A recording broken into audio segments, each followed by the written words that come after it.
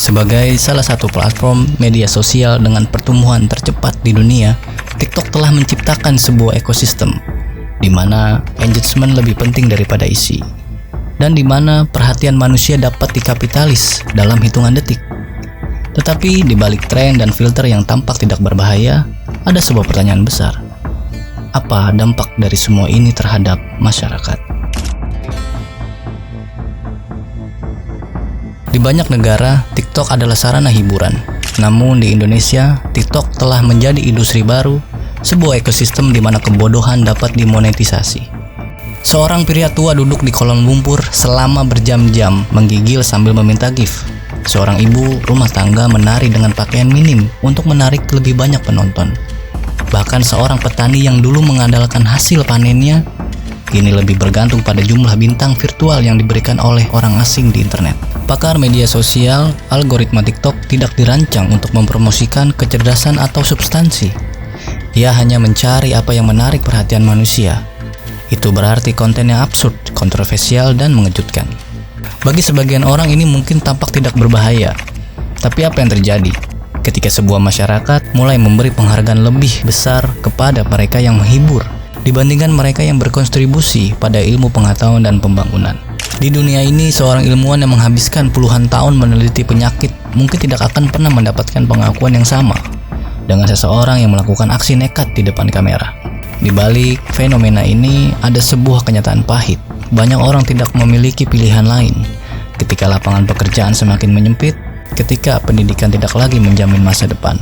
Seorang wanita menari di depan ribuan orang asing di internet demi like dan share. Di balik layar, jutaan orang menonton. Mereka tertawa, mereka memberi hadiah virtual. Mereka tidak menyadari bahwa mereka sedang membentuk realitas baru. Semakin bodoh, semakin gila, semakin besar untuk kaya.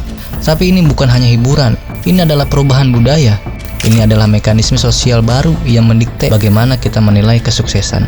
Ketika anak-anak melihat ini sebagai jalan pintas menuju ketenaran dan kekayaan, pertanyaannya bukan lagi apa yang mereka tonton, tetapi apa yang mereka pelajari. Fenomena ini tidak terjadi dalam ruang hampa.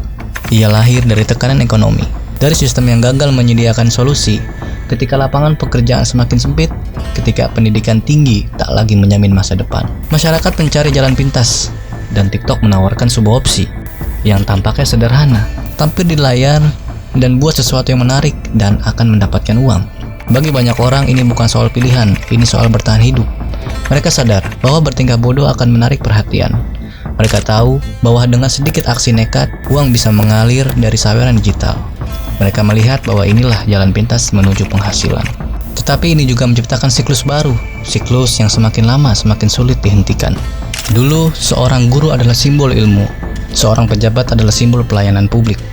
Mereka adalah pilar masyarakat yang memastikan bahwa bangsa ini bergerak maju.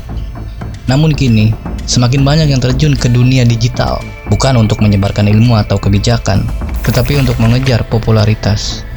Guru-guru yang seharusnya mengajar, kini membuat konten viral. Pejabat yang seharusnya melayani masyarakat, kini lebih fokus pada branding diri di media sosial. Ketika pendidikan berubah menjadi panggung hiburan, ketika pelayanan publik berubah menjadi ajang mencari like, apa yang tersisa dari integritas profesi? Dan jika mereka yang seharusnya menjadi panutan justru mengejar perhatian digital, kepada siapa masyarakat akan belajar? Sejarah telah menunjukkan peradaban besar tidak runtuh karena serangan musuh dari luar. Mereka runtuh dari dalam, oleh pengabdian terhadap nilai-nilai fundamental. Roma tidak jatuh karena perang, tapi karena warganya lebih peduli pada hiburan daripada pertahanan. Dinasti-dinasti besar hancur bukan karena invasi, tetapi karena korupsi dan hilangnya moralitas.